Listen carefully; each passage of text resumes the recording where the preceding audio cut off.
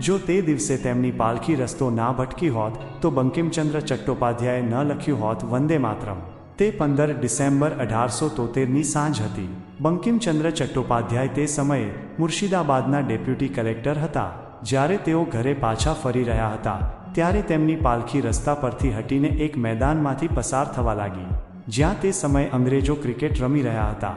અંગ્રેજ સૈનિકોની આ ક્રિકેટ મેચનું નેતૃત્વ કમાન્ડિંગ ઓફિસર કર્નલ ડફિન કરી રહ્યા હતા. પાલખીનું ત્યાંથી પસાર થવું તેમને પસંદ ન આવ્યું. તેમણે બંકિમબાબુને જબરદસ્તી નીચે ઉતાર્યા અને તેમની સાથે મારામારી કરી.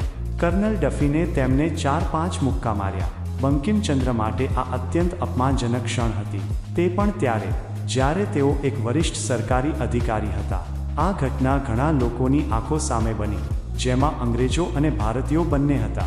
બીજા દિવસે 16 ડિસેમ્બર 1873ના રોજ બંકિમબાબુએ કોર્ટમાં કર્નલ ડફિન વિરુદ્ધ ફરિયાદ નોંધાવી.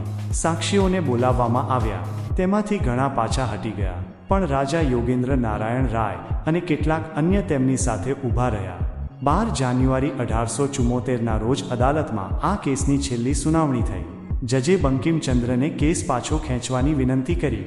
બંકિમબાબુ તૈયાર પણ થઈ ગયા, પરંતુ એક શરત પર કે કર્નલ ડફિને અદાલતમાં બધાની સામે માફી માંગવી પડશે. રાજા યોગેન્દ્ર નારાયણ રાયે ખતરો પારખી લીધો અને બંકિમચંદ્રને લાલગોલામાં રહેવાનું આમંત્રણ આપ્યું. ત્યાં મંદિરોથી ઘેરાયેલા ગેસ્ટ હાઉસમાં રહેતા બંકિમબાબુના મનમાં એક જ સવાલ હતો, દેશ માટે હું શું કરી શકું? 31 જાન્યુઆરી 1874ની રાત્રે લાલગોલામાં બંકિમચંદ્રએ વંદે માતરમ લખ્યું, જે ફક્ત એક ગીત નહીં, ભારતના હજારો ક્રાંતિકારીઓ માટે પ્રેરણા બની ગયું. આ પછી તેમનો પ્રસિદ્ધ ઉપન્યાસ આનંદમઠ આવ્યો, જેનો એક ભાગ વંદે માતરમ પણ હતો.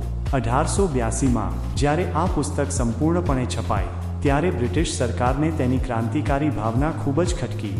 બ્રિટિશ અધિકારીઓએ તેમના પર માનસિક દબાણ કર્યું, ઉપન્યાસમાં ફેરફારની માંગ કરી. આખરે બંકિમચંદ્રએ 1885થી 86માં નોકરીમાંથી નિવૃત્તિ લઈ લીધી, પરંતુ તેમના લખેલા શબ્દો અમર થઈ ગયા.